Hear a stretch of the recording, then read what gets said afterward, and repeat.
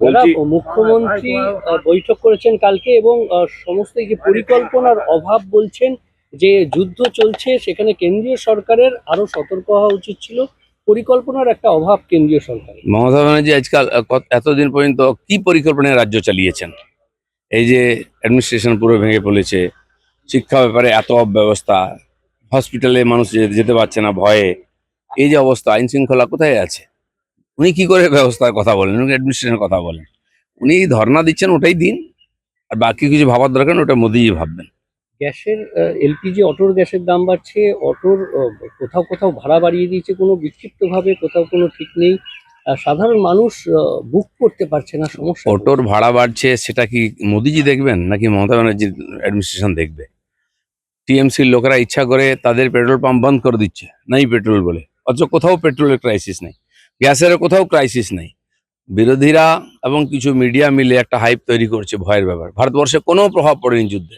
60 টাকা গ্যাসের দাম বেড়েছে, ঠিকই আছে, সাপ্লাই কম আছে, কিন্তু এখানে জমা যথেষ্টই আছে, সেই জন্য বিশ্ব দরবারে দাম বাড়লে এখানেও বাড়বে। কিন্তু এ নিয়ে কোনো চিন্তা করার দরকার নেই, ভরসা রাখুন।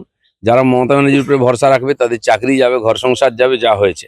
মোদির উপরে ভরসা রাখুন না, মোদি হয়তো মুমকিন হয়। আজকে নতুন রাজ্যপাল আসছেন, একটা নতুন অধ্যায় শুরু হচ্ছে, কি বলবেন? মানে দেখুন, রাজ্যপাল আসা যাওয়াটা কোনো নতুন ব্যাপার নয়, কতবার যান, বছরে বছরে চেঞ্জ হয়, 2 বছরে সরকারও চেঞ্জ হয়ে যায়। তো হ্যাঁ, ইলেকশন আছে বলে সব জিনিসকে তার সঙ্গে যুক্ত করা হচ্ছে। আগে তো উনি আসুন, কি করেন দেখা যাক, তারপরে বলা যাবে।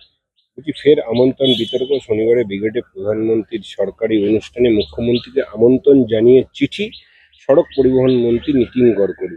ব্রিগেড থেকে জাতীয় সড়ক সহ একাধিক প্রকল্পের সূচনা করবেন প্রধানমন্ত্রী, সেই কারণেই আমন্ত্রণ। সব জায়গায় প্রধানমন্ত্রী এলে কিছু না উদ্বোধন, কালকে চেন্নাইতে করেছেন, 4টে ট্রেন দিয়েছেন অমৃত ভারত। তো সরকারি প্রোগ্রাম আলাদা হয়, আর যেহেতু ইলেকশন আছে তিনি পার্টির প্রোগ্রামে আসবেন, ভাষণ দেবেন, সেটা আলাদা হয়। সেটা সরকারি খরচা হয়, এটা পার্টির খরচা হয়। মমতা ব্যানার্জির মতো সব খিচুড়ি তৈরি করি না আমরা, অ্যাডমিনিস্ট্রেশন কোথায়, পার্টি কোথায়, আলো এক মঞ্চ থেকে সব খিচুড়ি তৈরি করেন। বিজেপি তা করে না, বিজেপির অ্যাডমিনিস্ট্রেশন আলাদা আছে, সেটা মোদিজি দেখছেন, পার্টির লোক আলাদা আছে, পার্টি দেখছে। কিন্তু দেখা যাচ্ছে যে কেন্দ্রের পেট্রোলিয়াম মন্ত্রী বুধবার সাংবাদিক বৈঠক করে জানিয়েছেন যে গ্যাস বুক করার জন্য 2 থেকে 2.5 দিন সময় লাগবে, কিন্তু যেটা প্র্যাকটিক্যালি দেখা যাচ্ছে যে 25 দিন, গ্যাস বুক করার 25 দিন পর গ্যাস বুক নিচ্ছে, তারপরে আসছে।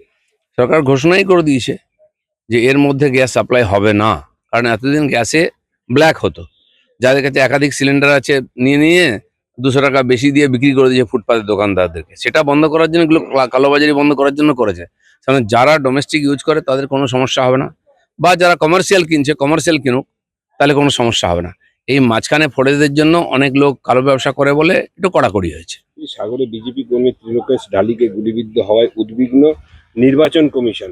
ডিজির কাছ থেকে রিপোর্ট চাইলো স্পেশাল অবজারভার। কি ঘটনাটা ঘটেছে? দেখুন, সাগরের মতো শান্ত জায়গা যেখান থেকে কোনো দিকে পালানো যায় না, সেখানেও দিনে দুপুরে আর গুলি করা হচ্ছে। যিনি মাস্টারমশাই রিটায়ার্ড, যাকে গুলি করা হয়েছে, তিনি আমাদের ওখানকার একজন প্রমুখ কার্যকর্তার বাবা, তাকে প্রকাশ্যে গুলি করা হয়েছে। তো এর চিন্তার বিষয় আছেই, গঙ্গাসাগরের সাগর দ্বীপের মধ্যে যদি এরকম হয় তাহলে কলকাতার বুকে কি হবে? তো সেই জন্য যেহেতু নির্বাচন কমিশন আছেন, তাদের দেখাশোনার মধ্যে সবকিছু চলছে, তাদেরই এটা নিয়ে বিশেষভাবে সতর্ক হওয়া উচিত এবং কড়া স্টেপ নেওয়া উচিত। রাজ্যে যে মজুদ জ্বালানি বাইরে যাবেন না, মুখ্যমন্ত্রী বলছেন, তেল সংস্থাগুলোর সঙ্গে বৈঠক করে বলেছেন রাজ্যের কোনো রকম মজুদ জ্বালানি যেন বাইরে না যায়। না, সেটা দেখুন, যারা যে কোম্পানিগুলো চালায় এখানে গ্যাস বা তেল, তারা জোনাল যে ডিস্ট্রিবিউটার, এখানে যদি তার স্টক থাকে সে তো নিয়ে যাবেই, এটা কেন্দ্র সরকার দেখছে। উনি বলে দিলেন আলু বাইরে যাবে না, আজকে আলুর কি অবস্থা? মাটির চেয়ে দাম কম, 5 টাকা কিলো আলু বিক্রি হচ্ছে, ফেলে দিচ্ছে, বিক্ষোভ দেখাচ্ছে, এই করে আলু চাষটা সর্বনাশ করে দিয়েছেন, আলু চাষিদের মরার মতো অবস্থা। কেন উনি এসব ব্যাপারে হস্তক্ষেপ করবেন না, কেন্দ্র দেখছে, তেল গ্যাস কেন্দ্রকেই দেখতে দিন, উনি হাত দিলেই সব চৌপট হয়ে যাবে। Thank you.